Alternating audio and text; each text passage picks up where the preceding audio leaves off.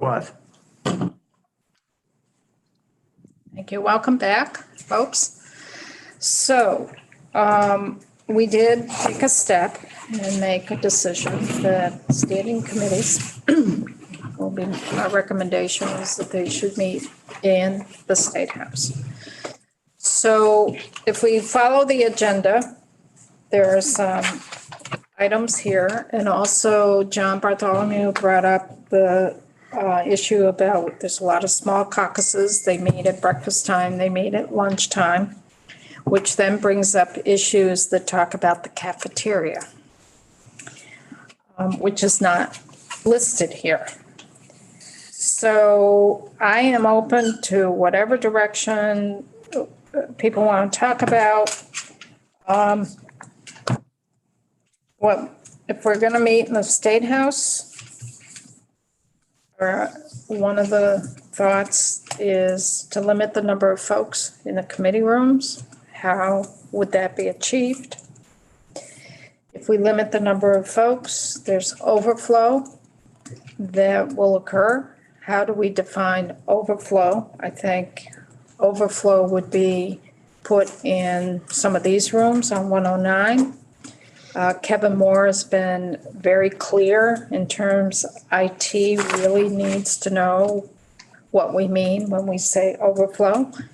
Is it overflow of the whole committee coming in when you've got an issue that you're drawing a lot of folks to come in and testify for that particular time frame, be it a 2-hour slot? Or is it that a room can only handle X number of people, and if you want to access this committee testimony, then go over to 109 and you can click on whatever and you can access the Transportation Committee, you can access the Ways and Means Committee, you can access institutions, whatever. There needs to be clarity on that to help with IT needs. And then also discussing staffing needs, be it Sergeant at Arms and Capitol Police, when we start using overflow space in 109 and or 133. And then, of course, the issues that John brought up with the small caucuses and cafeteria. Well, So- and Ledge Council, I mean, because lots of Ledge space Council. decisions come from what space we have to move into or what spaces we could use flexibly. So I think Ledge Council's a huge decision point. And what about the ASHRAE? You know, if we use the ASHRAE as a starting point, I mean, where do we, because Janet, I think that's Janet's, a concern of Janet. So I think you've got a lot of these. I think the other one is how can we double up on spaces like the Senate? I mean, can the Senate spaces be used morning and afternoon in a thoughtful way? But that's an effective use of space that I think, to have spaces unused during the day makes to me not much sense if we're trying to accommodate having everybody in the building, all the standing committees and in a thoughtful airflow, the best we can do. That may be where we want to go next in the conversation, Senate committees sharing space. John and then Janet. Well, it occurs to me that one issue that we've touched on and it seems almost insurmountable is enforcement. If we decide to set capacities and imagine who's going to volunteer to be the enforcer and how we would enforce. And if there's no way to enforce, then how can we set capacities? Well, Janet has some thoughts on that, I think. And then Janet, we'll get to you in a minute after the other Janet here. So mine was a different subject. It was actually a question, I guess, for Allison. Trying to think, so I don't have any fundamental reason to object to having Senate committees double up, but I want to know what we accomplish with What we that. gain from that. What's I know there's one Senate committee that's in a room that's too small, but other than that, what? We liberate space for House committees. We liberate Senate rooms that House committees could be in with better air quality. I mean, some of the smallest house, we have 6 rooms, I think we've said are too small. 5 in the house and 1 on And the one in the Senate. So I'm talking about how do we liberate space for other committees that are too small? And one way to do that is to have Senate committee rooms used to full capacity, morning and afternoon. Could be a courtroom, could be legislative lounge. No, Right. I mean, I'd find it helpful to know which of those committees, I know in the Senate who it is. I don't know who the House ones are, just so I can think about it.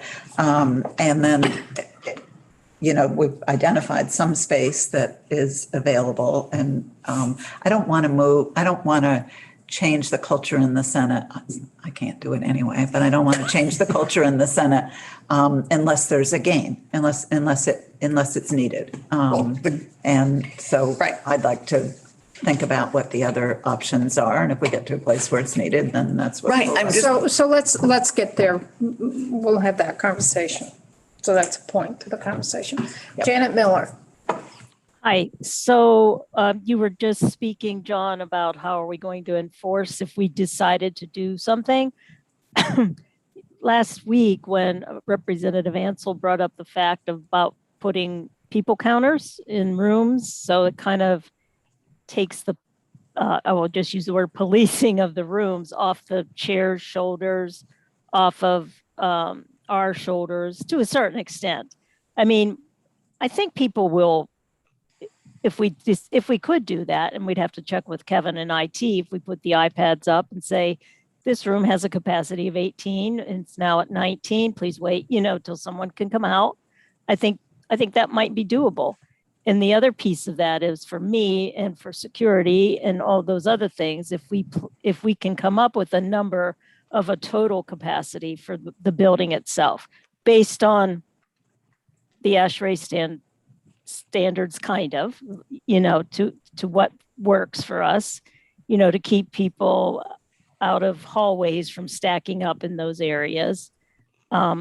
If we had that, then we could possibly have the people counter at the door. And when we reach, I'll just throw out 500. I don't have any idea what it is, that then we can just kind of go with that. That's just a suggestion. And so. Okay, so I've noted that. What I think we need to do is really take a couple of these items and just start vetting it out. So any other items to be listed? We've got how to address public access, people counters at committee rooms and State House entry, who enforces, how, building capacity itself, define overflow and the use and the IT needs of all of that. And if we have public in the other buildings, that will impact Sergeant at Arms and our Capitol Police. What about the cafeteria and the small caucuses? What about Legislative Council? Their space needs, and then Senate committees share committee rooms. Is there anything else? I think for me, Madam Chair, the coat room is a big issue. Yeah. Yeah, Yep, yeah. and the lounge. And the lounge is a huge Yep. issue. Those of us who Use it. use it a lot. which So is a lot of anything us. else? it's okay. Because I'm going to start, I'm just throwing this out. So if our recommendation is that the Senate committees, that they should share rooms, what would that look like? And I'm going to start here, and it does, Can I ask? Can we start with a different issue? Because I think that Janet is right, that we might not have to get there to full sharing of the Senate rooms. I'm totally willing to go there, but I know that a lot of my colleagues will have a hard time with that. And I think that if we sort of have a rationale for it and we have a big gain for it, would I recommend that we broach that? Right. And that's trying to get to, is there a gain to it or not? Yeah, no, I think Well, that so if I'm we trying start to- with talking about the lounge and the coat room and all those and see if we get to being able to have enough space. And then maybe we only need 2 Senate committees to share a room and we could just, do it that way and it wouldn't be all Senate committees. Exactly. Figure out how And- many need to. So that's what I was thinking. But the need, I think we need to start with the need and agree about the 6 committees, rooms that are too small. I think we need to start with the need. So if we agree, if we can come to agreement that there are 6, that we need 6 different spaces, that's the challenge we're trying to solve. So, well, one thing that we haven't talked about is the Ethan Allen room. And we It's have a been committee that meets in the Ethan Allen room. And that has sort of, when I think of the 5 committee rooms in the State House, House side, the other one is Senate Ag.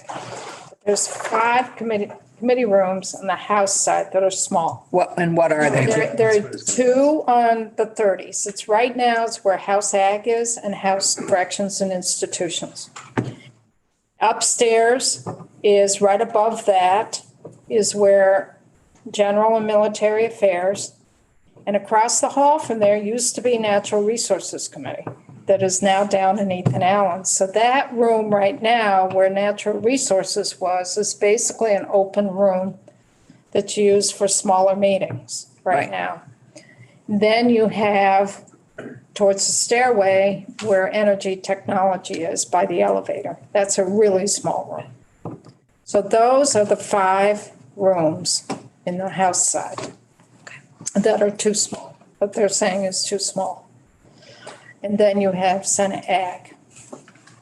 So there's 6 There's rooms 6 rooms. that ideally we'd love to be able to, But they could be used for relocate. something else. They could be used for something exactly. I else. was trying to figure That's out. Right. where- So that, I think that's the key thing is we have to, Right. And I Right. think we need to be clear that they're too small for creature comfort. Many people don't feel comfortable in those very small committee rooms. I mean, you've been meeting in those committee rooms forever, seems like, and we've got by with it, conditions, because we know that maybe we need to make a statement that what standard are we going to use? You asked the question. I think we have to go with the current conditions and instruct BGS to ask BGS, instruct BGS to maximize airflow throughout the building to the best of their ability, and some other language along those lines to create greater airflow in the building. We know they've already said that they can do something in the Senate room, some Senate committee rooms, which is They great. have the overflow, they have the override capacity Right. in some of the Senate committee rooms. They do not in the House committee rooms. So we'll ask them to maximize the capability of the That's in the new air system. handling system. You can't What do does that the with override House. capacity mean? No, I'm in the House side now. They can actually flow more air into the committee We're rooms. capable of tweaking the system Yeah. in the Senate area to do that, yes. It's manual, right? Yeah, it is manual, but it would be set up, it's manual, but we can create a software program to adjust it for, 9 in the morning till noon or something like that.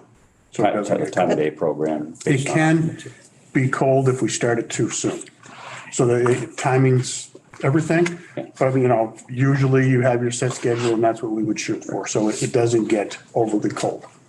So the rooms that have the override I'm guessing your capabilities standard is different than mine. are all of the Senate committee rooms, Senate cloak room, and the Secretary of the Senate, Lieutenant Governor's office, President Pro Tem's office, room 10, room 11, and room 9 have the override capability. And first floor lobby, which is the east-west corridor and the Lincoln corridor, they have the override. Those are the rooms that have the override. And the Cedar Creek room has the override. About that system. The question about that system. When you say you can increase the airflow, if a committee that you didn't expect to have draw a whole bunch of people suddenly does, can you like adjust it right then, or does it have to be? To a certain, it comes with a total number that we can adjust to. So there is that limit. You would still have a total limit under the So room. a committee that's usually quiet all of a sudden draws a whole bunch of people, you can. We would have, flip a right, knob and- we'd have to get hold of maintenance and we can adjust it. Yeah, thank you. So as an example, Senate Finance could hold 10 people. With the override, they could hold 23. So with that, I think we should aspire to do ASHRAE at a later date when we're talking about designing a new HVAC system, which I think is already there, or you're working on it. Maybe we'll have to choose the other of the three choices, Alice, and encourage what we have and do away with the smaller House and Senate committee rooms for creature comfort and make that statement. Somehow, don't know how. John? I just want to object to one, I can't go through the whole thing. I know, you have to. Just in terms of creature comfort, it's beyond that, I think, because really the smaller committee rooms don't meet the needs of Vermonters to be able to participate. Well, that's probably a better statement than creature It's comfort. more than just the comfort of the committee members. I think it's important. Yeah. I can agree with you. Cool. So if we free up those rooms, then could some of those rooms be used for a coat room? Well, that's Some what I of was those going to rooms ask. be used for legislative lounge? Well, How large of a room does a coat room have to be? Depends how many Janet- coats. I think that's a question for Jan. I mean, we have school groups. How Think big of the does book a- Well, bags. this is another issue with school. Yeah, because I was going to bring that up about 4 Aiken. You know, that does seem like a good landing place. And I think perhaps we could get there this year before January to have the school kids dropped off there. It's handicap accessible. There's a restroom there. And that also could be used for like some of the other groups we had just been talking about. Off the top of my head, I'm not sure what the capacity is over at 4 Aiken. You didn't happen to know that, Joe, did you? There is no air handling system in 4 Aiken. At all? For fresh air, you would open the windows or the doors. That's my. Probably Or there is heat. It does come with heat. Okay. No, but that's just to drop off their coats and backpacks. Yeah, well, that's true. They wouldn't be in there. Well, they might. That's. Well, we were yeah. thinking about a lunch space for them too, so that may not be an ideal decision then. So one of the thoughts is to take pressure off of the coat room for use from the public. I mean, we need a coat room definitely for legislators. But also, we have days, not just with school kids, we have advocacy days that come in, we have the disability days, we have recovery, we have VHCB comes in, we have just a lot of groups come in. If we could figure out either 109, 133, 4 Aiken, somewhere that they could be dropped off, that would be their place where they could drop their coats, their boots, use the restroom, group together, and then come up to the State House. That was part of the thinking. So it would take some pressure off of a coat room in the State House. Awesome. So I think this goes back to the needs and the spaces we can liberate and the decisions we need to make that may liberate space. So having had children at those ages, the thought of having children drop their coats and boots somewhere else and at 20 degrees walk outside and then have to go back there for lunch, I think that is so not workable. I think that if Ledge Council, if we're going to shift spaces and let's say Ledge operation goes up to the mezzanine level, you have an opportunity to have a coat room through the back door, through the loading dock door. Loading, you could do coat room right there, have all of us down there. It doesn't need to be attractive, but that's a great space to do all that.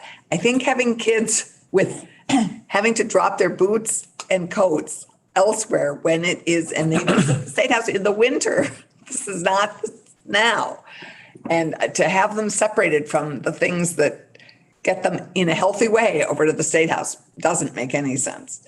So I would encourage us to think about the things that we move first and how we can liberate what space. So ledge operations could go maybe up to the mezzanine. A lot of it goes back again. And I know Mike isn't thrilled with this, but to the ledge council, the decision about what happens with ledge council, because that's a huge amount of space to figure out how we reconfigure to make things work or not work.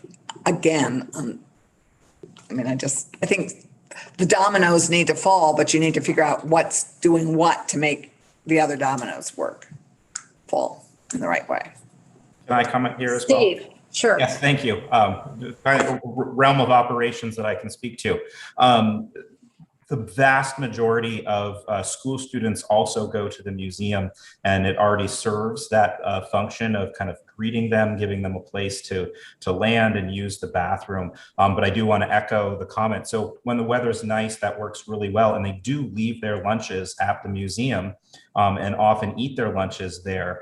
But when it's cold, we just can't in good conscience say, leave your jacket and your shoes or your boots here at the museum and trudge across the lawn and in January to the State House. So that's just a piece that's I see as unworkable in the winter. It's perhaps an option in the best of weather, but we're not talking about that time of year. I have to agree. They also visit the Supreme Court, and they are taking backpacks for the most part. So their coats always go wherever they're going. So to say that they're in the coat room for very long is totally incorrect. So they are in the State House for X amount of time, then they go to all these other places. So they need to have the flexibility to pick them up quickly, go on to the next site, etc. So I wouldn't get too hung up on them, because here's the other thing. We control the number of students that visit the State House most of the time now, and we can continue to do that in the coming session. So I wouldn't get too worried about that. We'll fit them in later. What is more concerning is, where does the general public put their things? Because I do think that the members have other options, and keeping member coats and so on separate from the general public will cause you to need a smaller space for that public. We need coat hangers and we need the lockers.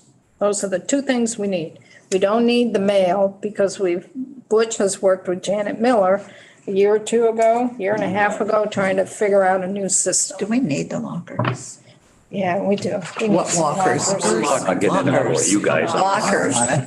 All of us use them. You do use them. Yeah. Oh, are you kidding? We all have our own lockers. We have a lock. I love Women my do. locker. You have lockers? Yes. What a I don't use them. I don't do that. I every once in a while do for shoes, but not really. But I have a couple questions. So thank you, David and Steve, for the comments about the school groups, because I was wondering, like, can we, and I hate to say this as a mom and who loves these tours, but is there a way to limit so we only do them on days that we can most accommodate them? And there may be, schools themselves are probably going to be limiting field trips this year too, totally agree. especially until elementary kids are all vaccinated. That's our expectation. Yeah. So, and I don't know, we haven't even mentioned pages, Janet, but that's another question. But I'm wondering for coat rooms, if we freed up these House committee rooms, would House members object to having one of those little rooms as a coat room for House members?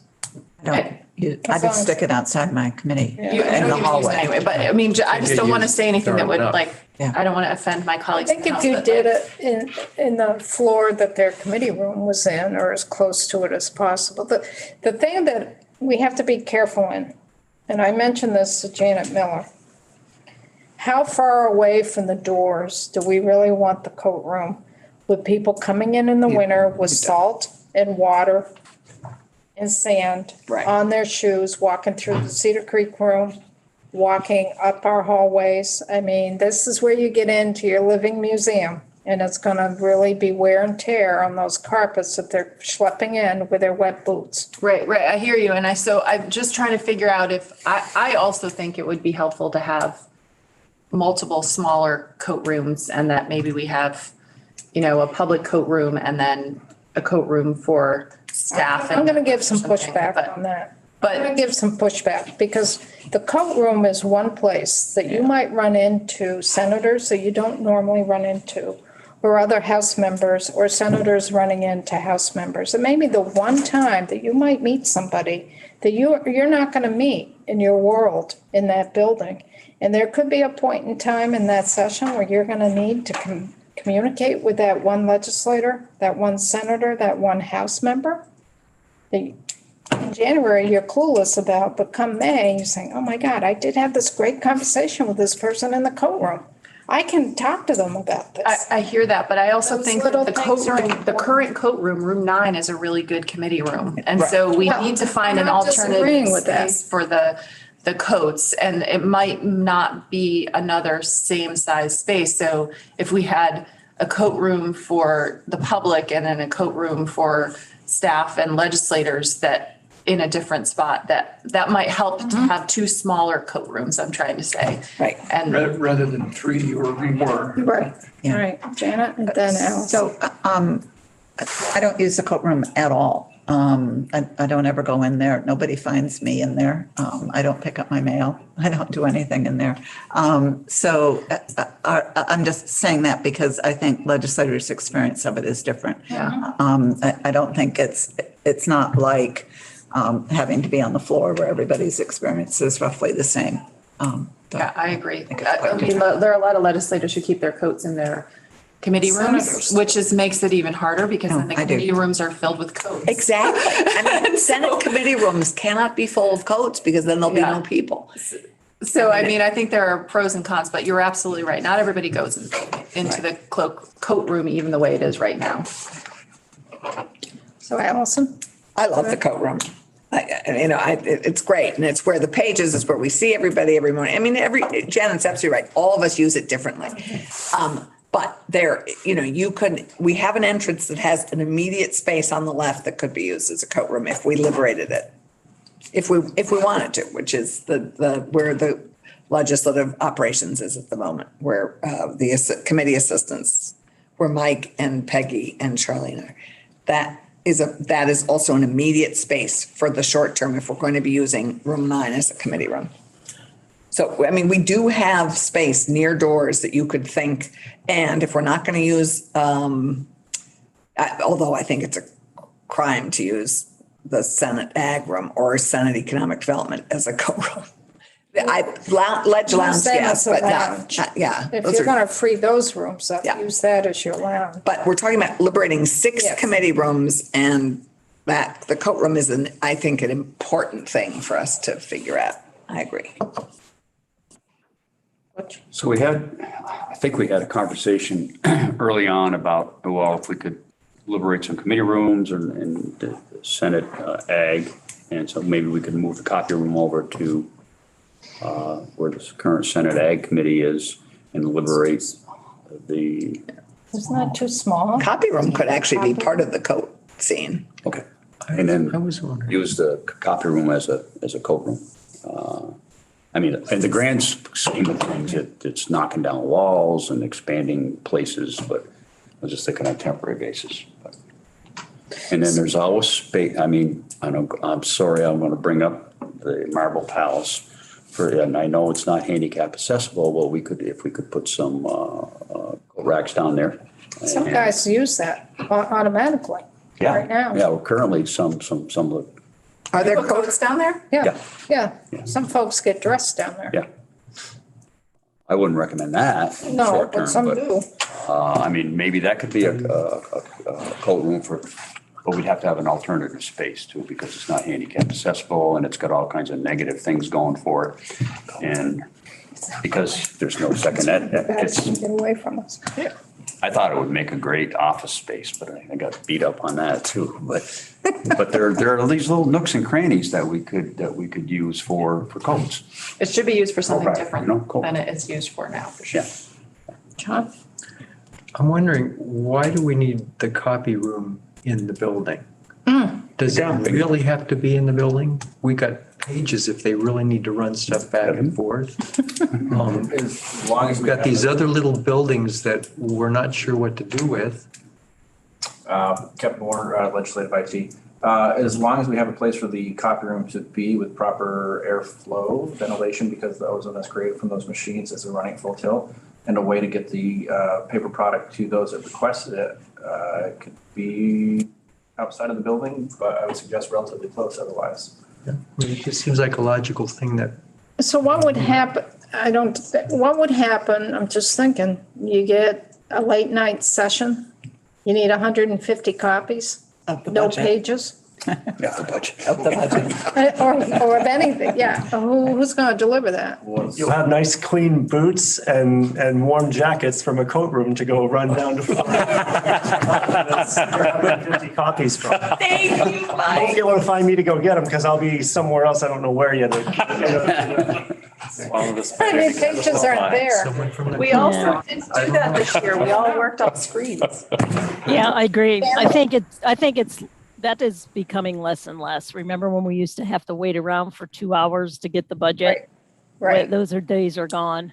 So, as you were speaking, if we did have to do something after hours, we've got enough doorkeepers and myself and other people that could make the schleck. I hadn't heard that in all my scenarios of hearing about everything, John. I hadn't heard that one. Yeah. I was thinking about that for a while. Kevin? The one thing I would want to point out is that it's not just legislators and staff using that space. We do have a lot of folks from the public that come in and request copies. We have a lot of folks that are lobbyists that come in and request copies. It's not just copies of paper products. Sometimes it's recordings that they request there, and that's the point of service location that they expect. The other thing is that we use the copy room technician to augment our help desk staff during session. So there are some dominoes there. It's not insurmountable, but there are certainly some dominoes there. But if they're, sorry. No, I wasn't going to say anything. Thank you. Oh, okay. John? If someone's requesting recordings or something, Why we just go to have to the know copy where room? to go. Yeah, why did they We go? could to move the it and there'd copy be more space. And what was that? I keep forgetting the names of the two buildings we acquired. 2 and 4, Aiken. 2 Aiken, 4 Two Aiken. Aiken's the closer one. Right. So 4 Aiken has got a lot of room in it. It's going to need a lot of renovations. No ventilation. And there's no Getting ventilation machines of there. that caliber. Yeah, into you need that building ventilation. Would be challenging. Wouldn't you want them with you in 133? If we were to move them, yes, I would prefer to have them with us in 130. Yeah, that's what I thought. I thought we talked about that on our tour. Is That that- was not included in that space. No. But ideally, they would be with you. It certainly could be. So if we were to pick a location outside of the State House, I would suggest 133. Right. It's got the loading dock. It's a lot easier for us to receive supplies and equipment. It's a lot easier for us to manage those larger machines. Because if I remember correctly, you folks receive all the paper products, right? All the paper boxes are delivered to IT. That's why we wanted 133 first floor, because there was a loading dock in the back, and then you had to Right. schlep it up to the State House from That's there. certainly part of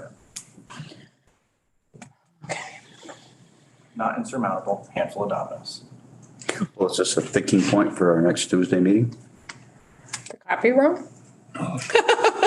No, I think the copy room actually is a good option. Stephen? Topic slash code. No, maybe we can make a Clearing the decision. space, Molly. Stephen?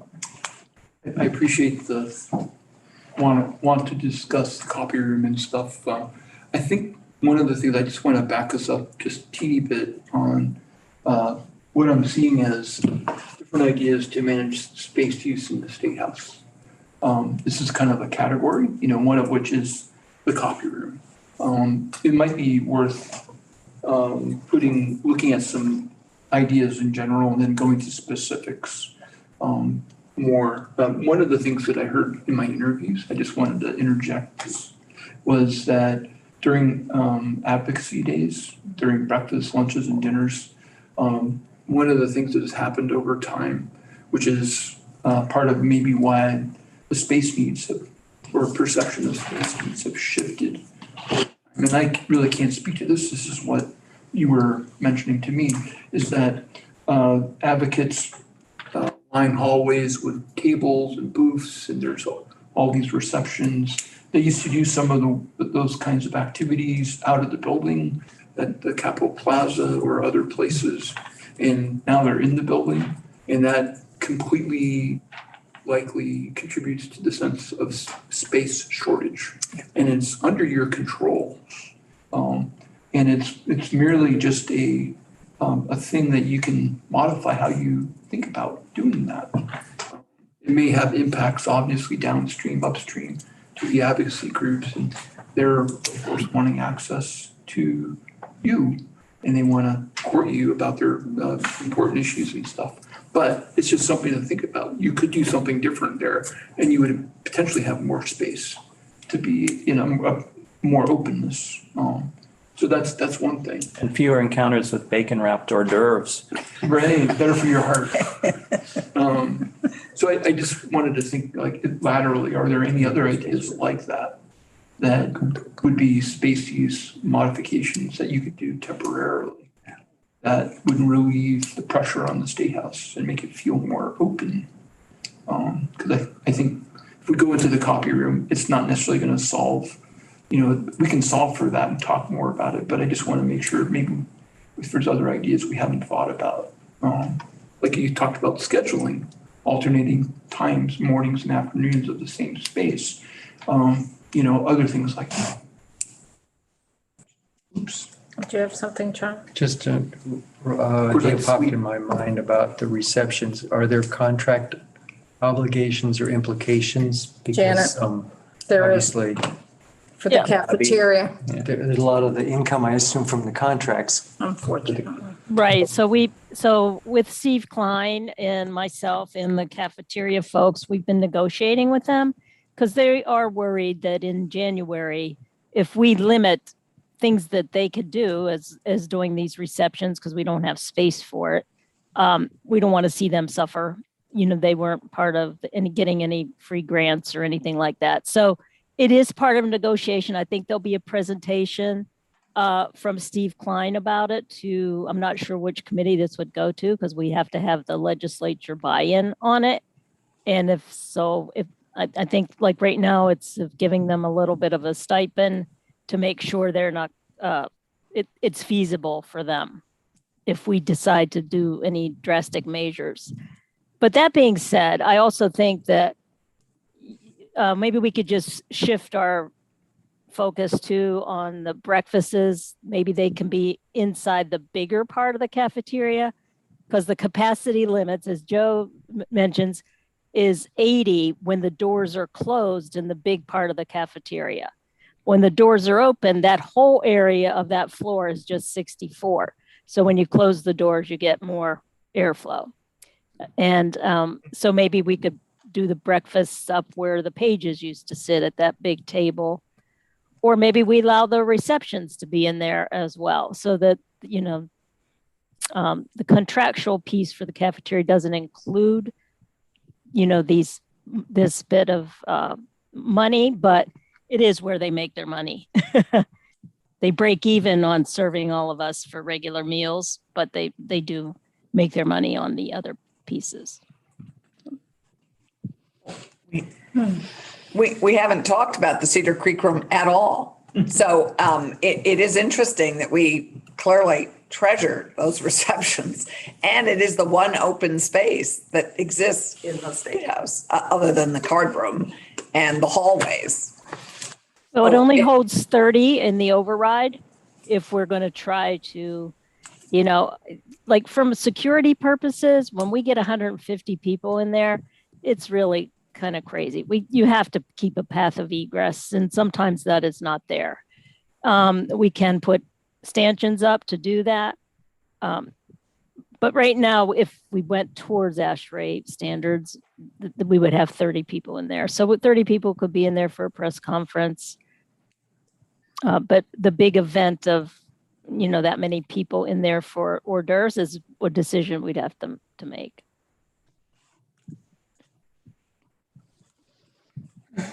But the booking of the card room, Janet, is not connected to income, is it? Correct. No, Yeah, no. it's anybody can do that. Right now, that room can hold about 15, I think. So if you had an advocacy group coming in that booked the card room, they could have 3 or 5 people in there so that they could show you their wares and talk about their cause. But So I have another curiosity question, which is, someone mentioned that these events didn't used to be in the State House. So I don't remember those days. So when did the shift happen and what was the argument then for shifting them into the State House? Gradual. Nobody went. Nobody They went. used to be at the Capitol Plaza. There used to be and people lunch. stopped Was going. it you guys was it the legislature who wanted it to shift or was it the advocates? Nobody made a decision. It's just, we didn't show up. Yeah. And then they realized that they should move their event to where we were. Because it's legislators that they want to Right. connect with. And but nobody made a decision. It was, I think it's been years since I went to an event at the Capitol Plaza. Been about 10 or 15 years. What they used to have was Just a lot because of- I stopped going. But there wasn't like a decision made. It was this No, sort of they still gradual do shift. There were a lot of luncheons that used to occur, a lot of dinners that used to occur. And that's where the mingling and meeting your legislator. Over time, legislators kind of got out of that sync and then the cost of it was getting expensive. It was getting expensive for the organizations to put on these functions. So then they gradually went from the dinners to the lunches. Even breakfasts, they'd have some breakfasts, and eventually it just, between the cost of what it costs and legislators not showing up, it eventually ended all up at the State House. It hasn't all. I mean, there's still plenty of receptions at the Capitol Plaza. It just it's migrated mostly to the State House. But I mean, there's still breakfasts and lunches over there, not as many. And there are more receptions here now. But it hasn't ended over there. It's just, It's very small. They're usually smaller. Could we, I'm not saying I want to, but just exploring options. Could we, as someone said, limit those and say we're only doing them under these circumstances or this number of people or this day a week or something like that? I think that's what Janet was talking about, is that the cafeteria, the folks in the cafeteria depend on it for income. So yes, we could, but we would be affecting Their somebody's income. livelihood and the contract for the cafeteria. There's so many dominoes. But there are other things like the card room that might be reined in. Yes. The card room has gotten crazy. It's gotten crazy. And it's time to rein it in anyway. But over time, these things just build and build. And remember, as Steve said, they're trying to get your attention. So they become humdrum after a while, and they have to think of other ideas to get your attention, and it just builds and builds and builds. I think it's time to rein it in the name of the pandemic. Well, even the breakfasts have just taken off in the last 5 years. Exactly. They were never there. Exactly. Yeah. And now legislators are saying, well, what group is tomorrow so I can have my free coffee?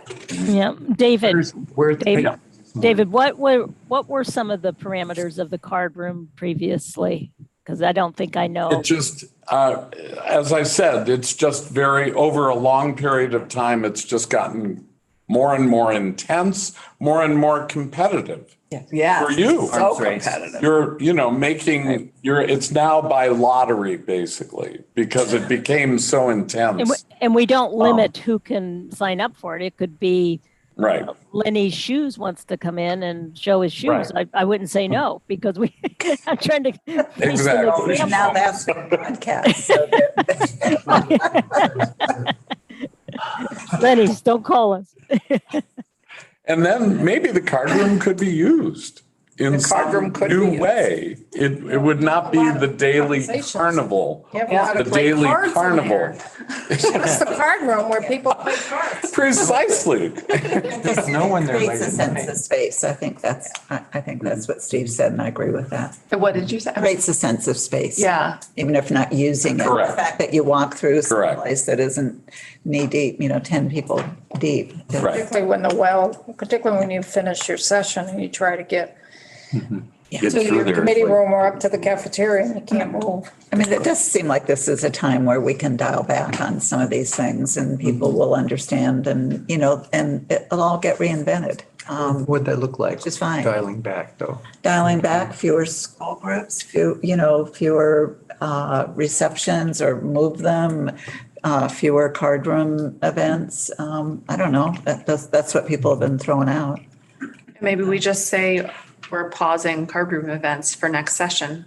Yeah. And we just don't have any, and then it's not a chance. Then it's fair Janet to doesn't have to everybody. decide Right. who gets to be there. It's just, Exactly. we're taking a pause on those events Yep, for the yep, session. yep. That's an interesting concept. I think I could support something like that, especially in the card room. Just because of what Janet just said, it just creates that openness. And when you're trying to get into the well or get into the cafeteria, if there's a card room display going on, it's darn near impossible to get through. Right. On some days. And this could be, we'll take advantage of a disaster and say, no more events in the card room for the next session. And you can make that decision, management committee can make that decision on an annual basis. And maybe we can say no more events in the Cedar Creek room. They all have to be in the cafeteria behind the closed doors. And it's limited to, I don't know if you could put a limit on it, but But that could also be transient because sometimes you grab a shrimp and go. Yeah, exactly. I think the card room is still such an important, the Cedar Creek room is such an important room for us to use for all sorts of reasons. But, I was just thinking for receptions, the Friends of the State House often uses the flag room and downstairs, because sometimes we run tables down by Abe Lincoln, who's always hungry. And we could also do receptions on the first floor so we could do The air that. quality standards are even worse there. Yeah. So it goes from 3 to override that whole Lincoln hallway, the lobby, and the east and west hallways has a capacity of 9, which obviously we are not going to be able to do that. Oh, but that's actually a really good point to think about, because if we are limiting people in the rooms and people are waiting out in the hallways to get into a room, then they're going to be in the hallway where there's even less airflow. So I think doing things to limit the total number of people in the building, like saying we're not doing the card room events, is helpful to the sort of hallway problem too. Because I'm just concerned there's going to be so many people in the hallway that then that's going to be the problem. And what do you do then? It's making me We don't hungry live in a just thinking. perfect world. I'm thinking about those bacon shrimp. Well, or you have all the receptions up in the cafeteria, not the Cedar Creek room. Yeah. Easier on the carpet. David would like that. 'Cause that would- Well, you're near the elevator. You're near the elevator for We do people to come receptions in the cafeteria, lots of them. There's all the Well, special sometimes food you- and booze Often. parties. Well, sometimes you have one in the Cedar Often Creek and the same. at the and same another time. one in the Yeah. cafeteria at the And same that's been more time. recent in the last few Yeah. years. And you know, No, but they've been very successful, but the Cedar Creek room is still pretty special for special events. One thing I'm quietly writing over here are a few guiding principles that I've been hearing over the last couple weeks.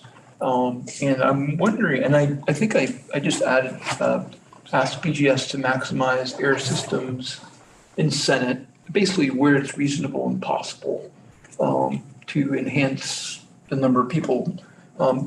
Maybe number 6 could be, at least for one session, explore some limitations of public area spaces and reception Events. events, and revisit it at the end of the session or something like that, because that could help. Or halfway through the session, because we don't know January, how many public groups are going to Yeah. want to come in Right. for receptions? Yeah. And there may be a kick up more after town meeting if things seem to level off and people feel more comfortable, or it could be the other way. I think we should assume that we're going to revisit a lot of this. Yeah. Yeah, You know, one thing we haven't talked about is Farmers Night. this is true. That is true. And It's true. because I interact with the public every week, you know, and sometimes in large numbers in the State House, and we do receptions after those. There's Farmers Night is another thing we haven't talked about, Generally, which many fewer than just when the House is in session. It's rarely that crowded for Farmers Night. Yeah, the House chamber still holds 285.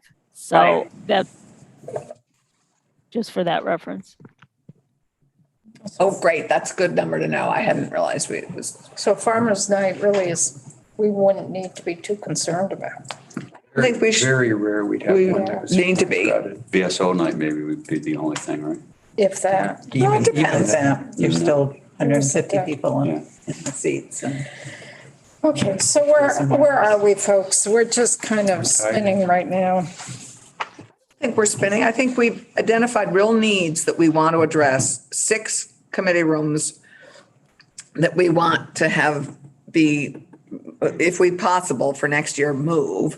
And then the challenge that I think we face is what do we move to enable that? So we may be able to talk about 5 committee rooms, Allison, because I had not taken into consideration the abandoned committee room on the 4th floor that House Natural Resources abandoned last year, or the year before. 5 committees. Yeah, so. Yeah, what do we do with 5. Ethan Allen? Ethan Right. Allen room. They're in Ethan Allen room now. Because they've just taken over that, but it doesn't necessarily need to be that.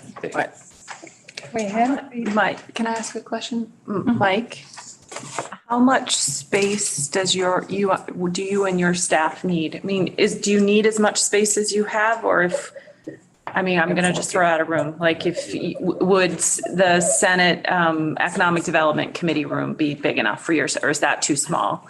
Like one of the Senate committee rooms, or are those too small? I believe, Mike Front, Director of Legislative Operations, I believe we're nimble and we don't require a lot of space. There are 4 of us. Huh. If you include Shadi, the IT support specialist in our group of common needs, 5. The desks we have now, the space each of us has for our own workspace are excessive and big. I'm not saying we're swimming in lots of extra space, but if you look at our desks, they're huge, mammoth pieces of furniture that create a lot of space. There's 5 of us back there in that Yeah. huge space. So that's why I said last week, we are very nimble and flexible. We can move in lots of different places. Right. I think access to legislators and us being able to interact with each other in the moment, those are the key principles, and that's what would benefit you the most Right. as a body. Other than that, we could be in the card room. or the mezzanine. For the mezzanine, there's some open space up there, yeah. But if you had, for example, the copy room and the Senate Ag room, if you had both those, because I know they're both small, but they're right next to each other or across the hall essentially. Have a window. And we moved the copy room back to where they are and the coat room to where you are. So we could have a copy room and a coat room back in your current space. They could go to the mezzanine too, which would be nicer because they'd have. I don't know what you're talking about. What's the The mezzanine? mezzanine is right above where they are now. Where your offices are? Oh, I didn't know it was called the mezzanine. It's called the it used to be mezzanine. the cafeteria. Oh, Okay, it's the mezzanine, and that is pretty In the old open. days. And that has. you have space In up? the old days, a smoky cafeteria. Does now. That's why I'm wondering what they're. Right. That's it. The mezzanine is right above and equally accessible. Printer room, because it has no ventilation. It has no ventilation. It has no ventilation or no windows. I can't imagine. This has no ventilation. Got exhaust, right? They have windows and ventilation. The copy, the current. We don't have very good ventilation in Okay. our place, but the copy room has 0. There's no windows at all. There's And no windows in ag. an ag too. So bag, yeah. I mean, with There's a different, window. different furniture, not the current furniture we have. Yeah. Different furniture, I do think we could be a piece that you can move around the building with some flexibility. I want to be careful because I don't want to put us in Sun and Ag, all 4 or 5 of us. Right, that's way too small for all of you. That's why I was saying 2 rooms. I want to make sure I'm clear on the record that we would need individual workspaces, but a ability to interact with each other because we function best as a unit. And you legislators use us best as a unit. So you need to be accessible to legislators. So one option would be the hallway down by the lounge where Senate Economic Development or Senate Education is, or at the front part, if you go up the stairway. Yeah, the mezzanine. To the mezzanine. That would be very accessible. That's also another. Isn't that just a hallway? No, it's got lots of desk workspace for all the interns and clerks. So we've got Janet Miller and we've got Kevin, and then we go to John.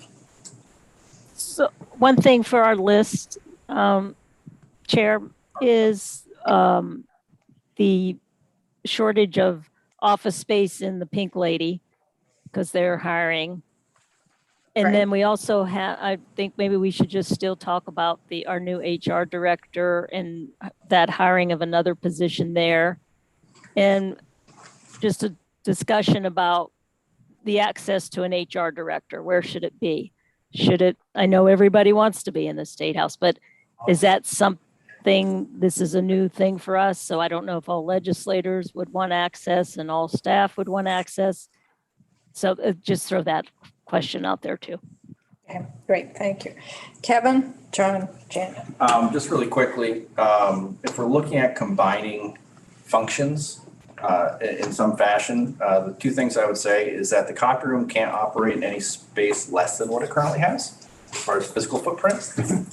And with the hybrid role that we have the copy room technician in during session primarily, with helping user support, that function would pair really nicely with Shadi's help desk function. So we've always had this kind of vision where we could push those 2 functions together and then potentially bring our lounge person in. If you recall, when you're in the lounge, we usually have a help desk person available for legislators in that space. You can pair kind of all 3 of those folks together, provide some redundancy, provide some space consolidation. I think that is something that could easily work, just food for thought as you're considering space moves. Thanks. John and then Janet. Just wondering for his offices, could one of the committee rooms we're talking about vacating, is that big enough? We use one of those? It's not accessible though. You're talking the 30s or the 40s? Yeah, they You don't want want to to put them on the 40s. the mezzanine is more where they want it. I mean, you wouldn't want to have them up on the 4th floor. It's accessible though. Well, it's not, yeah. You need to- That's tucked away, that's. I'm just trying to find a room that's big enough. Right. The mezzanine. Butch? So I know that Michael up in Ledge Council has a real strong opinion on moving the Ledge Council over to Aiken and moving them over there, and his point's well taken. But I wonder a little bit about the editing office. Does that need to stay in the State House? And is it the only time I go to editing is when I drop a bill off or a resolution or something that's been signed, and turn it in over there, and then I move on. And I understand that editing is a really important function at the end of the session, especially when things are starting to drop. But I'm wondering if we could free that space up. I think every space has to be talked about in the building. And I'm just wondering if we could move editing out of the building and it's over to a short-term basis and free that space up down there for Mike's operation. Or the copy room. Or the copy room or whatever, down in that area. And I wonder, Michael, you're sitting behind me, so I hesitate on saying a lot. He's looking at you. Drop the hammer. Okay, I've already, Ledge Council's already on the table. He knows Right, that. so Michael, I do have a question in terms of our lawyers. How intimate do they work with the editing? Because I've heard that a little bit from some of the legal staff that I work with, that it's really important that they have access and that they're nearby. Well, to a degree, it varies, but I would say for the most part, most of the attorneys work pretty closely with that. I don't really have anything of mine pushed publicly unless it goes through editing, and I work pretty closely with one or two of the editors on pretty much everything that I publish. Some attorneys are a little bit freer with their workload. I think if you're, again, I'm going to restate what our position is as an office. It's not my personal position. It's our position as an office that we would prefer to stay in the State House. And if you move us, 2 Aiken would be our preference. And if we are moved, that we would all want to move together. Yeah, editing and lawyers, that's my And impression. copy room at the same time? I mean, that's gonna be. Our office is not taking a position on the copy room. That would be up to, I would defer to Kevin. Yeah, that's Kevin's. Janet and then John? So I'm just remembering that we've just done a year and a half where nobody visited anybody. Really? And we passed a ton of legislation. And so I'm assuming that, that maybe we've learned something from that experience. Sure. And that maybe that suggests some different business practices that we could incorporate. I would say that we learned a lot about how we can edit remotely. And it is definitely something that's possible. It's something that some of our editors really like. For instance, Alec, who lives in New Hampshire, loves it. But as with Mike and operations, it's collaborative. Some of our editors are fairly new. And if you want work product to move quickly, more quickly than it was moving during remote time, then you probably want the editors to be more on site and more working closely together. And I'm not talking just about the editors. I'm also talking about the fact that we didn't have paper copies of anything unless we printed them out We ourselves. printed them out ourselves. Well, I don't have a printer, so I didn't.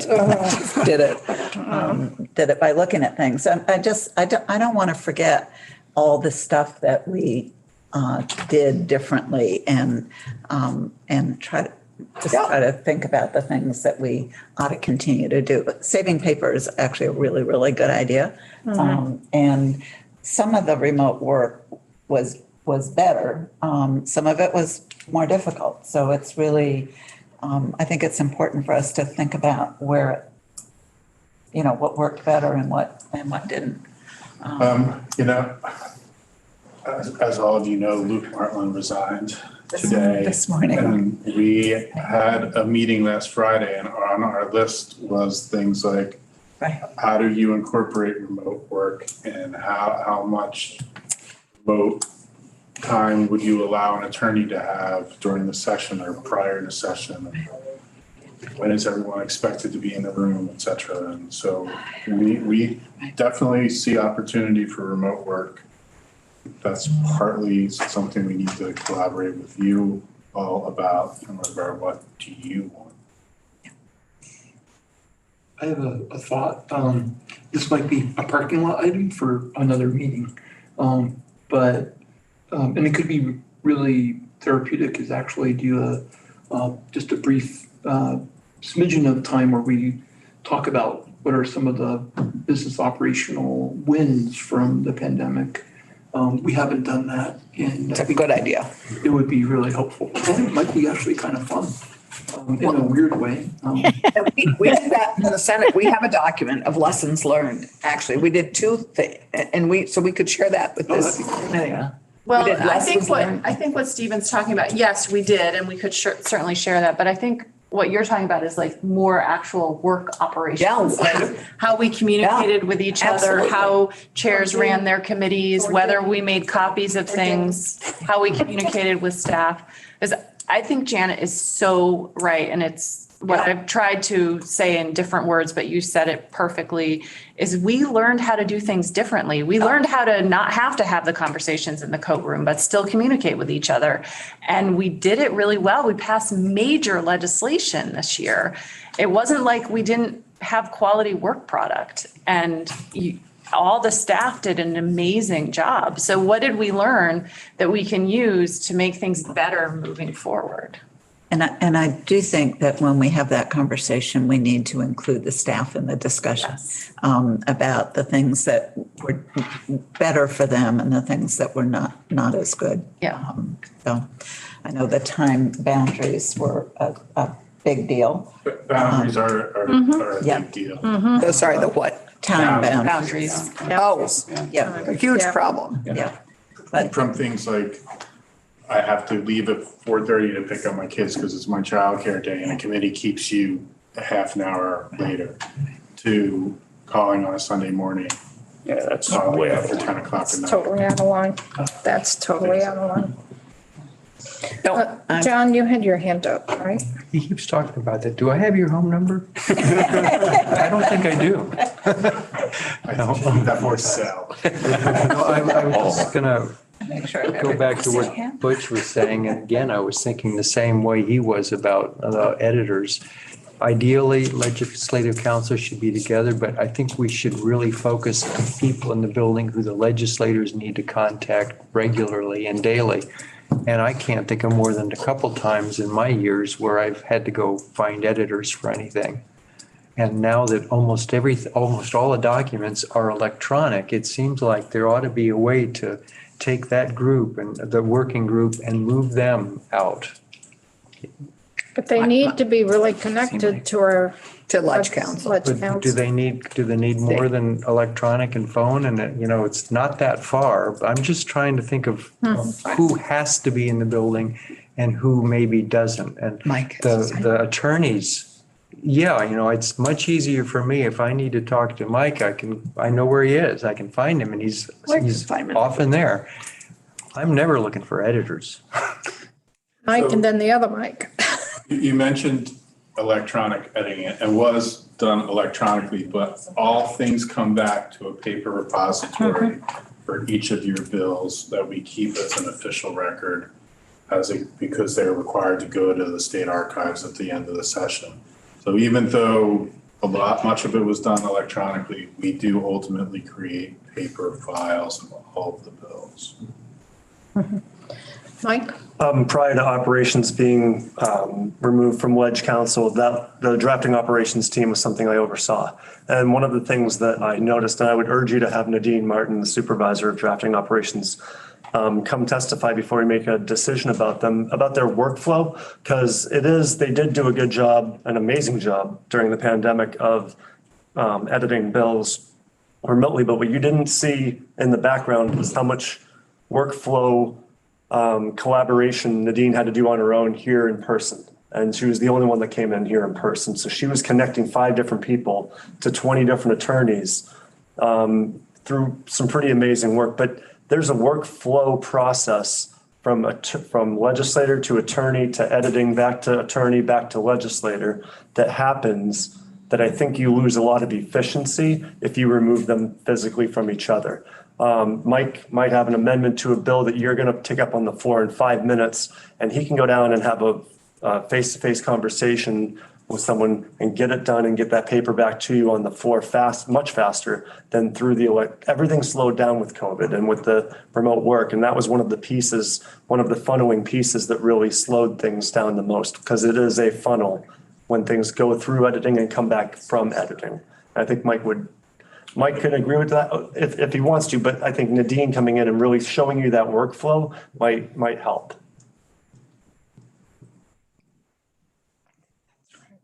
So we could do that for our next meeting for Nadine.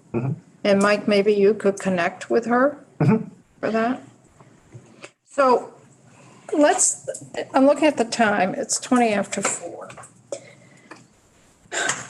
Mike Parent and I need to get an agenda out and post it by Friday for next week's meeting.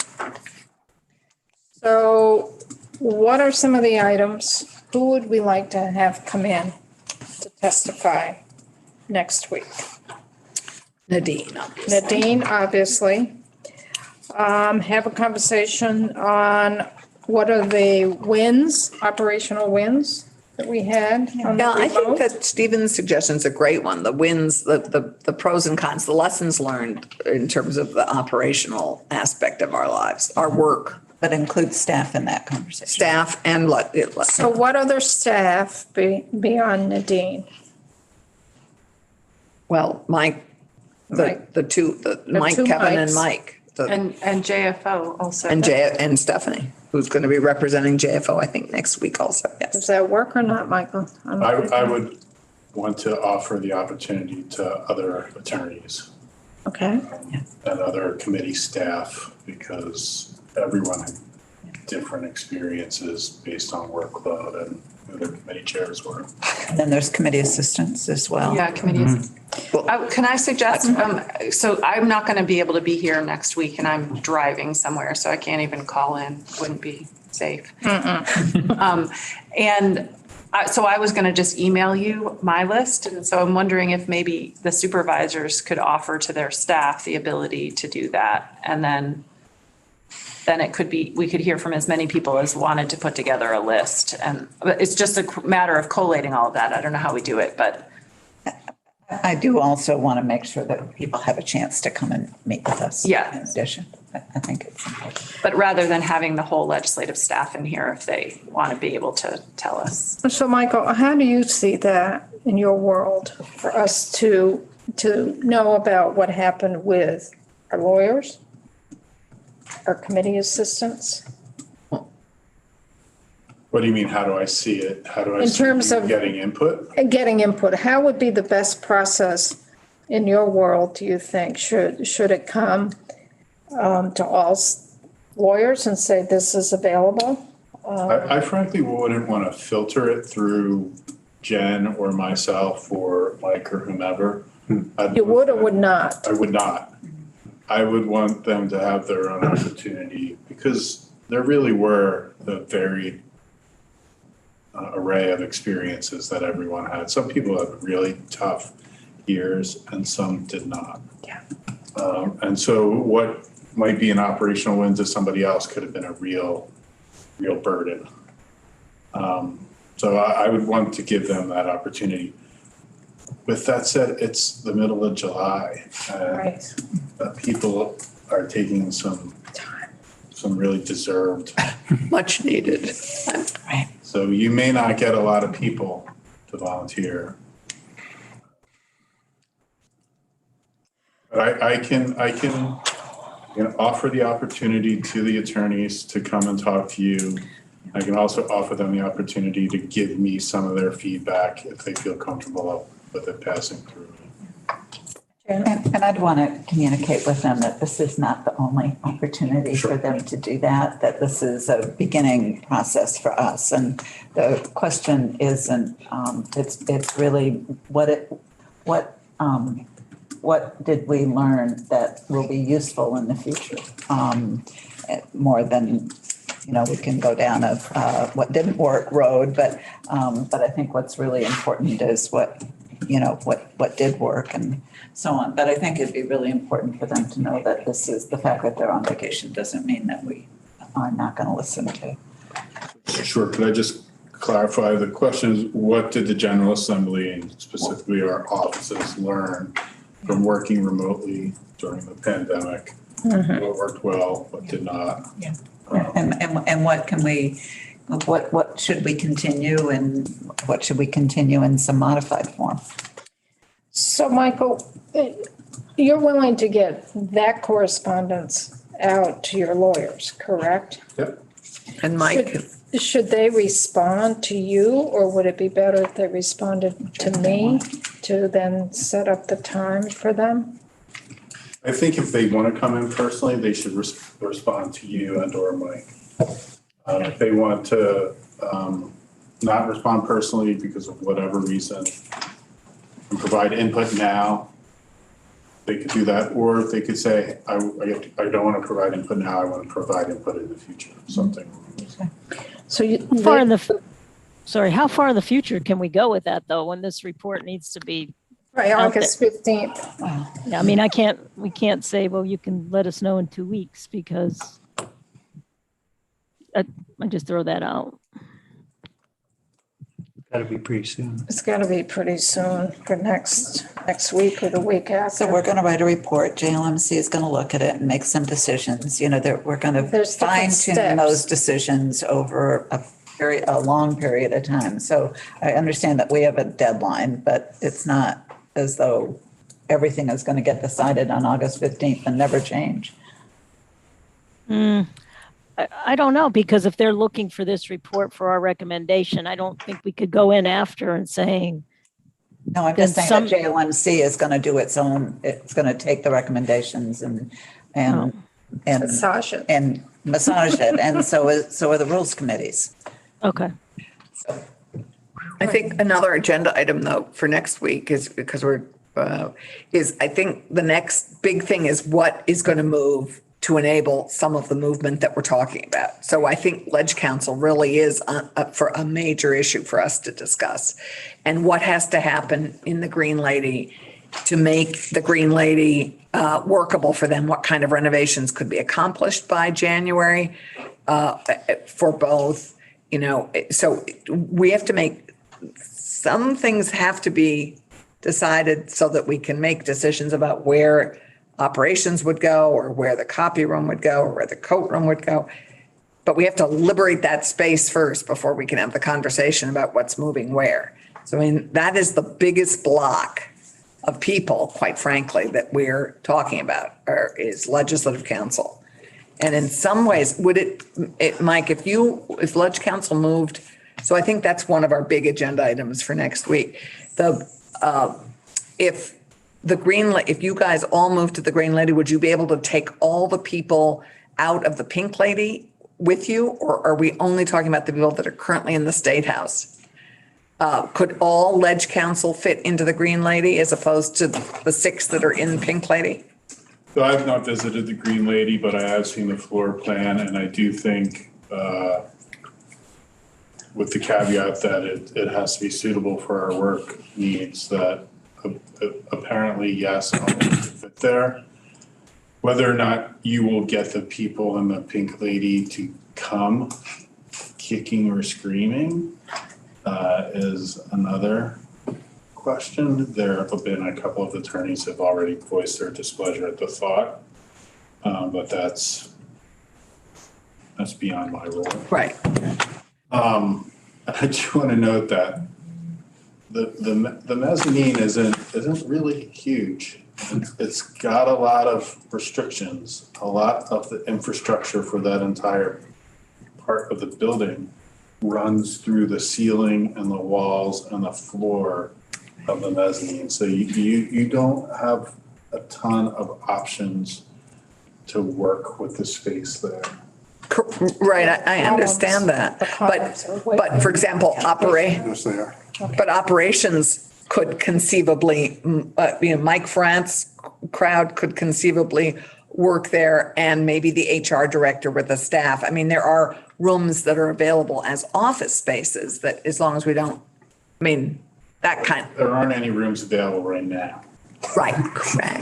But no, I appreciate that. But I think that for us to make headway, you know, we're taking this premise that the standing committees are going to be in the State House. That means other things are, you know, we'll have to probably change. Well, I think we'll have to weigh all the options, because if we freed up those 3 committee rooms down by the lounge, those could be used possibly for Mike Ferentz legislative operations. And then if we wanted the HR person there. So I think. Or Ledge Lounge. I mean, we need a Ledge Lounge somewhere. Well, if we have the other committee rooms that have been opened up on the 3rd and 4th floor. So, you know, we've got a lot of moving pieces and we just have to weigh the pros and cons. That's all I'm putting out on the table. I have a question relating to supporting the group. At what point do you envision me producing some plan diagrams kind of showing space use and some space use options? I can do Do that. we need that? Do we need those diagrams or not? Oh, a picture's worth 1,000 words. Until we make any decisions, how can he do it? Right, and the Freeman, French and Freeman report did have the rooms, some of the options about which rooms could be available too. Just something to think about. We should discuss that report next week. Okay, I'm going to take a step back on legislative council for the staff, for the lawyers. I want to be clear, Michael, you're going to connect with them. If they want to testify, they would connect with me to set up a time. If they want to not testify, but maybe give some thoughts, it would be to you that you would then mention to us. Is this opportunity also for the rest of the staff, for JFO? Yeah. For, Well, when I'm not there, well, you're not responsible for JFO. I just want to No, get the but lawyers. here. I want to be very clear what Michael's role is going to be here. Sure, so I think you are presenting my staff at least with two questions. What worked well, what did not work well, what should be kept, what should be modified, et cetera. And that's a question you could probably offer to JFO and the rest of the staff. I'm getting there. I wanted to be clear that we knew your role and what was And people expected. can volunteer to testify or contact the chair to testify. If they can't testify now, they can provide their input to me. I'll forward that to the committee. They should also know that there may be an opportunity in front of JLMC or others to provide input in the future. But you're asking them a second question. And that second question is to provide their input on whether or not to move to 2 weekend. And this- that seemed to. Are we or are we not? I No, I don't think didn't- so. I No, don't it's what was learned by working remotely. All right, so. What are the good things that were learned? We don't want it to be a gripe session. We want, what are the good things that we learned while we're working remotely? But let's not get into the move. Okay. That may be a conversation that we'll have next week amongst us that will lead to something. Okay. A way to filter that, sorry to interrupt, maybe you say, what are some of the strengths of doing what we did? And it just focus on the strengths. Don't worry about the weaknesses. Because people will go to both. They'll do, Yeah, I'm not going to do that. Okay. Yeah. They need to have the opportunity to identify things that really didn't work for them. That did or didn't. And I don't want to characterize or somehow influence them to only focus on strengths. Ruth?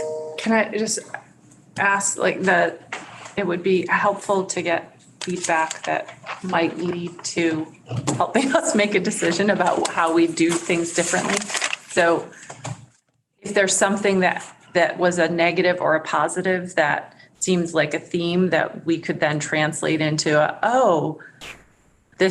we don't need this function anymore, or we do need to do this other thing as we're thinking about space. I don't know if I'm being clear, but someone mentioned, we probably don't need to copy as many things. I think Janet did. So like, do we need a copy room as accessible as accessible as it was before? Maybe the answer is no, we don't, because we don't need to copy as many things. So that kind of thing would be an interesting thing to find out from all the staff, not just Ledge Council. And all the members. And all the members too, but I There are mean, members that like to have copies of things.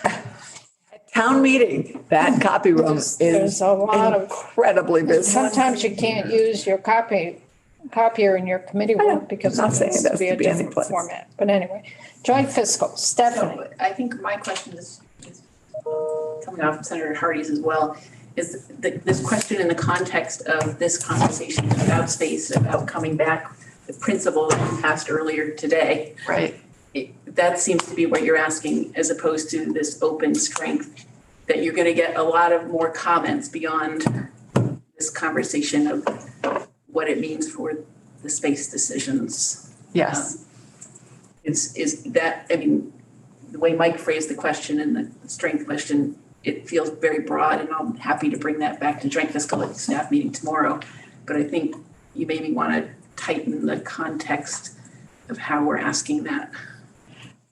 So what I'm thinking of is what I would call business practices, not work environment so much, but what business practices did we change because of the pandemic, and which ones that we changed should we continue? Assuming that we're back in the Assuming space. that we are back in the building. All the right. standing If we're- committees are working in the state Right, house. if we're all remote, we're all remote. We, for better or for worse, we know how to do it. So I would start with that principle you passed and then ask the questions that way. So there's lots of other things that people Want to will want to express. talk about and should, and I don't think it's cutting that off. It's just saying, I think you're right, making it a little more narrow. Context. It's the copy room, it's the number of copies, it's the remote editing, it's the kinds of things that we were talking about. So. Access to lawyers. Standing committees are back in the building. What business practices could be changed, altered, eliminated in order to help improve the efficiency of the operations in the space that is available? Or just because they were good and we found we can work that way. Right. I mean, another really good example is the ability to do remote testimony, because that will reduce the number of people who are in the State House because people will be remotely testifying. And it's more convenient for people and it worked really well for people. So that might be an example of like a business practice that we didn't do very much before. We occasionally had remote testimony. But now I would assume and I hope that we'll have remote testimony more frequently. And I know that that means a lot to you, but for work for you. But that's an example of a business practice that was changed significantly during the pandemic that I think could benefit the space issue and the operational issues in the State House and access to our work. So Stephanie, are you going to reach out to folks within JFO? I will. We have a staff meeting scheduled for tomorrow. So would it be funneled through you, or would some of those folks want to come in next week? Well, if that's the way the question would be phrased, and then if you want to testify on this question to this group, same as Mike was saying, they would directly go to you and tell them, like, in terms of scheduling. Yeah. And then if they want to provide anecdotal written, submit something, I don't know that they would need to go through me. Would you also like them to submit? How would you like them to submit something, or would you want us to compile it internally? I would say what works the best. I don't want to put extra work on folks. They could maybe submit something written to us individually. And you're looking for that time frame to be next Tuesday.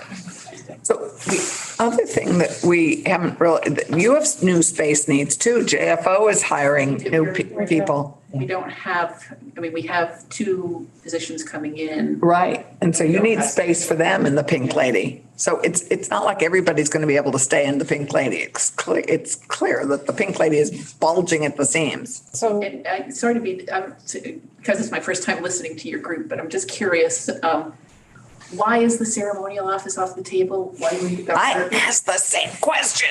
Couldn't you move him to a smaller space for a temporary position in the State House? For me. I'm just curious why that's off the table. Every space needs to be. It might be, maybe he will join us at our next meeting and let us know why he'd love to have us use the ceremonial space next year.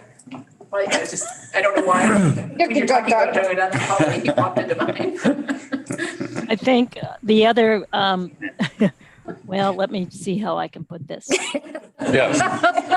Put it. it would not be the governor coming before us to speak. No, and with all due respect to the governor, I really respect what he's done for all of us during the COVID. And so that's not the question. But the question is, there are, for us to manage the building, the governor's office is part of our building. And I guess we should get the parliamentarians in on that. But what numbers can we put in that room? Is there an ASHRAE number? And I know we had some limitations. I was reaching out to Jason Gibbs to get that, so as not to put Joe in an awkward position. And I haven't got the ASHRAE numbers as of yet, or the go ahead and get them. So To be clear, there's 3 rooms. Yes, Not. there are 3 rooms. The lieutenant governor you talking? right? No, the governor. And The the governor. Yes, have so- Large That's- room, the office Yes. room, and then where all the worker bees go. yes, correct. Yeah, we call them the ante rooms. The governor's office, which is not ceremonial. It is his working office during the session. And then the ante rooms that have always been a part of it. Right, but you could play 2 games of squash. We could put a second floor in the government. In fact, we did, right, Joe? We had this gap. Okay, so I'm going to jump in here. Go ahead. Trying to hurt me now? Having been legal counsel to a governor, I will say that that space is actually really important to a governor. And I am not in favor of taking it. I don't think that's, I mean, I agree with you, Janet, but could it be something that was shared, maybe? I don't know. It is shared with. Are you saying, Janet, the governor's not in there all day long? But it's staff. But just staff. maybe the ceremonial office, now where the staff is. Right, They're correct. there all day long, but the And- office itself with the big desk.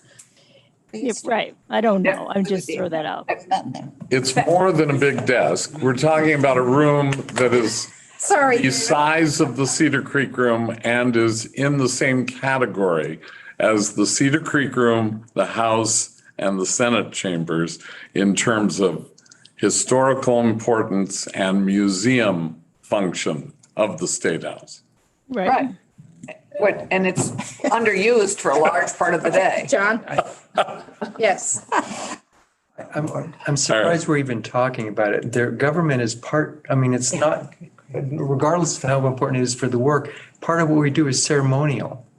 The governor has to have an office in the State House. It's part of what we do. It's part of the pomp and Yes. circumstance. You Agreed. can't just throw it away. I mean, there's just some things that are off limits, and for Can me, swap that's it what for it is. this space. What? Swap it for this space. Yeah. We've been here too long. Okay, come on, guys. I'm gonna rein, I want to rein you back in. Yeah, bring it back, Right. please. So I agree with David and others. I have no appetite for doing anything with the ceremonial governor's office for a lot of various reasons, but anyway. Regardless of who's in it. Regardless of, Right. yeah, regardless of who's in there, it doesn't matter. But we're talking like we've made the decision that we're going to do committee rooms in the room 9, room 10, 2 in room 11, and 1 in the lounge. Because we've moved beyond that discussion, and now we're discussing where can we steal other spots? And not steal, I don't appropriate think we're there For yet. committees, you mean, or for other functions? for other functions. As an example, the area, the mezzanine, moving Mike's shop somewhere else. Doing some of these other things for space. So I think it will be important. I don't think we have to make any decision today, but if we could get a back of the matchbook or a back of the envelope sketch, and it's either doable or not doable from you two folks for any of that. I mean, you guys could come in and blow all this discussion out of the water tomorrow or Tuesday. Hope you won't. Better not. You could, and throw up roadblocks that are insurmountable for us to talk about going forward. So I think those are important discussions that we need to have. Are you talking the 9, 10, and 11? 9, 10, 11 in the lounge. And temporary. Yeah. Temporary setup. Temporary setups. Yeah. I think that is doable as it is right now. Yeah. I mean, there's some things for sound control. Right, so we need to know if there's all of a sudden, I mean, I've looked at the fire alarm system, I've looked at the sprinkler system in those rooms and all that Moving furniture in there to act as a committee room. Yeah. Fire alarm. Not fancy furniture. No, no. It's already, they're already It's coming coming. already from a room that you reside in. But I think we need something positive so we can move forward on that, Alice. From BGS, from a practical buildings standpoint. And if I may, that would line up with having kind of something to really look at and be able to assess. And basically, in about 2 weeks' time, we'll be finalizing the report in some fashion. So whether we do that kind of documentation for next week or the following week, we're probably going to be doing some kind of diagrams. I mean, you can get started on them. Right. John's having a. Sorry. John and Janet, and I'm looking at the time, it's 4:05, and I still want to talk about committee assistants Oh, well, that's what I was going to. and see who we should speak to on that. Just in terms of agenda, I'd like to explore more of the possibility of moving the copy room out and what the dominoes are and where we would put it. Okay. Janet? Committee assistants is what I was. I just want to be sure that as we're hearing from staff that we include them. Who, Mike Ferrant, would we try to reach out to Peggy for that? I think Peggy could speak on their behalf, and I think she'd also say let's extend an invitation to them to provide their own candid feedback. At the end of the session, we terminate their employment because they're temporary staff. But I would certainly want to at least extend the invitation to hear their words, and if we could. So could you take care of connecting with Peggy and then have her connect with the staff assistants? Definitely. So that's a full agenda for next week. So that's what I have for lessons learned and working remotely from legislative council, our legal staff, our legislative operational folks should also think about that too. Our legislative assistants in our joint fiscal office. And we didn't talk at all about IT. Kevin, what he learned. He's right there. We learned a lot. He's up in the air somewhere here. Right, and then we also want to know two things. Is for renovations, if we move Ledge Council, if we recommend moving Ledge Council to 2 Aiken by January, what renovations would be needed? And how could that happen? And we would also like to hear we'd like to hear from BGS, what renovations, what work is needed from their end on rooms 9, 10, 11, and the lounge. And then John just brought up that we really have a conversation about where to put the copy room. And that's a full agenda. Copy room and coat room. Sounds like 2 days. Yeah, Michael? You asked if legislative council was moved, what renovations would be needed? Who are you posing that question to? I think I don't know. It would be a combination of you folks. I would see IT, because you can't move you folks without IT being involved in this intimately. And if there's structural renovations, it would have to be BGS. So, I'm You don't pretty, need any. I'm just broad in that, just so that we know that if there is a recommendation to move you folks, we need to know what the lay of the land is ahead of us. Can I ask a general question about 2 Aiken? Is there air conditioning there? No, No. That's why we stayed there so long. I say no, there are 3 rooms, I think, on the 3rd floor that have window units. So the possibility for window units and long-term renovation, obviously, we can think about that, but the opportunity for window units exists in other rooms. In other rooms, the problem there is it's knob and tube wiring in the electrical system as is present in places. It's another reason we haven't moved. Really? there's still Yeah. knob and But if you tube. put a penny in the fuse. Yes, in certain areas. We have extended the main panels and that has been it. But a lot of plaster walls, a lot of the walls are structural. So it would take a bit of renovating to do. There's also a lot of plaster ceilings still.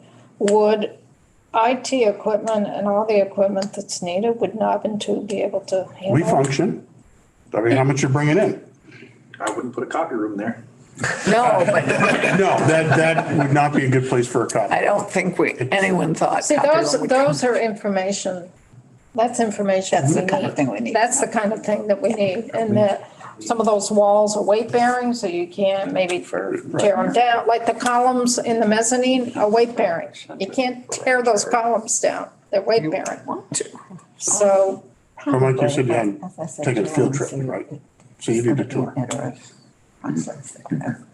Two Aiken is like the Pink Lady. I mean, It is, it's like, it's just another Victorian house. Yes. It is in good the condition. president of National It Library. is like the Pink Lady. Yes. Right. so the Pink Lady still has It has so knob many in bathrooms. A lot of bathrooms. At least it. Does the Pink Lady still have knob and tubes? I don't know. I know it has some main panels, but I don't know if some of the walls and outlets still have knob and tubes. Tons of them. Oh my God, that was an eye opener. Okay, so that's our agenda for next week. Does that make sense to folks? We've got a big agenda, 1 to 5 next week. 11? We're not going to be in the State House next week until the 15th. So we're here again, right? Here again, I believe. I'm not going in that conversation again like I did last week. So can we save the whiteboards? Yes. Yeah. I He's think, taking pictures of them. okay, but I think John and Ruth think I'm staring at them, but I'm really not. I'm- So my understanding is, Janet, committees are still on track to meet in the State House beginning July 15th. Correct. Yes. Yes. Correct. So our next meeting, next Tuesday on the 13th, will be here in this room. 20th, we will be up at the State House. Okay.